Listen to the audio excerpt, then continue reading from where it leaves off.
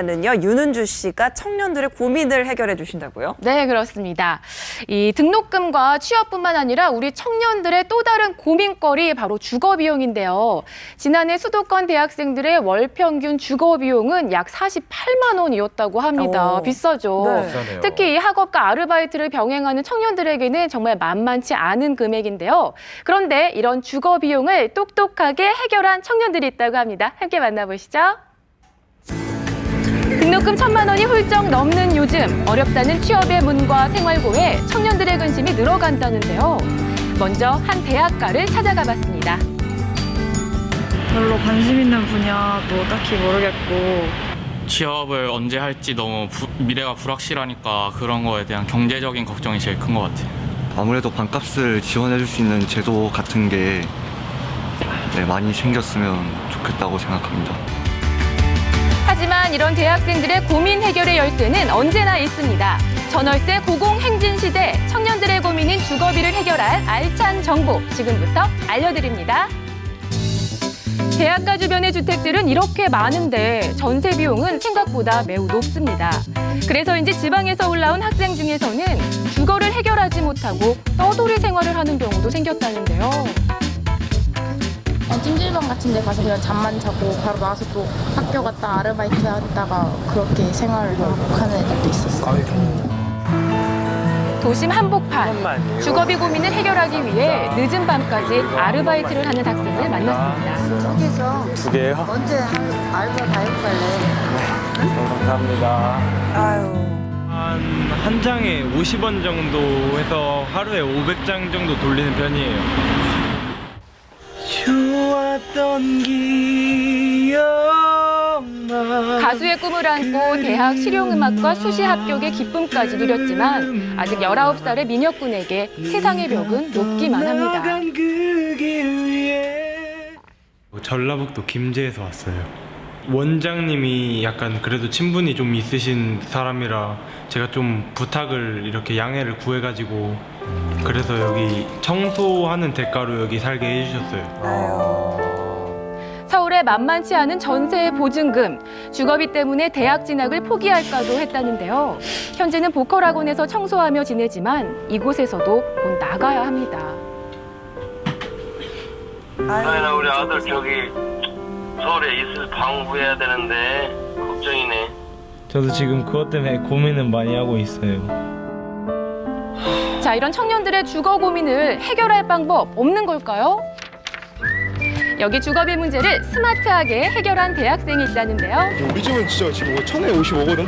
1,055로 가지고 지금 대학생들의 대화 주제는 역시 주거비입니다. 청년 임대주택이라고 최대 8천까지 지원해 주는데 그거 이자만 LH에 내면 돼. 보증금 아예 안 내고 한 집 8, 9평짜리 집에서 살고 있진 않아요. 넓은 지나는 집에서 그러면 딱 한잔 하는 걸로? 그러자. 신청해서 원래 1학기 때는 제가 기숙사 살았었거든요. 근데 한 달에 한 40에서 50까지 냈어야 되는데 2학기부터는 자취하고 8천만 원에 이자금 한 2, 30만 원만 내니까 훨씬 좋은 집에서 싸게 생활하니까 진짜 좋은 것 같아요. 입주 대상자로 선정된 청년이 거주할 주택을 물색하면 LH가 주택 소유자와 전세 계약을 체결한 후 입주자에게 재임대하는 제도로서 청년 주거난 완화를 위해 도입된 제도입니다. 2011년 최초 도입된 이후 올해 10월 말까지 총 3만여 호를 공급 중에 있습니다. 전세자금 지원은 최고 8천만 원까지 된다고 하고요. 청년 전세임대 신청 자격은 순위별로 다르기는 하지만 대학생 및 취업을 준비하고 있는 학생이라면 누구든지 신청 가능합니다. 주변에 보면은 집 계약할 때 그 부동산이랑 여기 돈이랑 관련돼서 여러 문제들이 발생하던데 서류 같은 것도 다 그 받은 것만 제출하면은 알아서 뭐 작성해주고 그러다 보니까 되게 편하기도 하고 또 믿을 수 있는 것 같아요. 이런 정보를 미리 알고 취업 준비를 하면서 주거비 부담을 던 휴학생도 있습니다. 오늘도 저녁 무렵 아르바이트를 마치고 따뜻한 보금자리로 귀가한 문선표 학생인데요. 그에겐 작지만 가장 소중한 공간입니다. 서울에 연고가 뭐 하나도 없다 보니까 막상 대학교는 서울에 있지만 이제 미래를 어떻게 살아나가야 할지, 그리고 서울이 또 물가가 높잖아요. 그래서 그 서울 물가를 또 어떻게 견디고 세는 어떻게 내고, 제가 아무리 뭐 아르바이트를 하고 이렇게 한다 할지언정 이게 좀 개인으로서는 헤쳐나갈 수 없는 문제가 많다라는 생각이 들어서 좀 막막한 게 되게 컸던 것 같아요. 생활비에 식비, 주거비까지 졸업을 앞두고 바로 취업이 될 줄 알았는데 취업난에 취업을 준비하면서 모든 것이 부담으로 다가왔던 순간 청년 전세 임대 덕에 한시름 덜었다는데요. 여보세요? 형이 나다.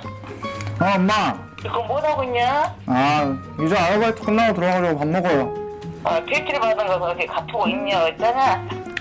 그 아르바이트 월급에서 이제 자동이체로 나가는데 이번 달은 아직 안 나왔을걸요? 네.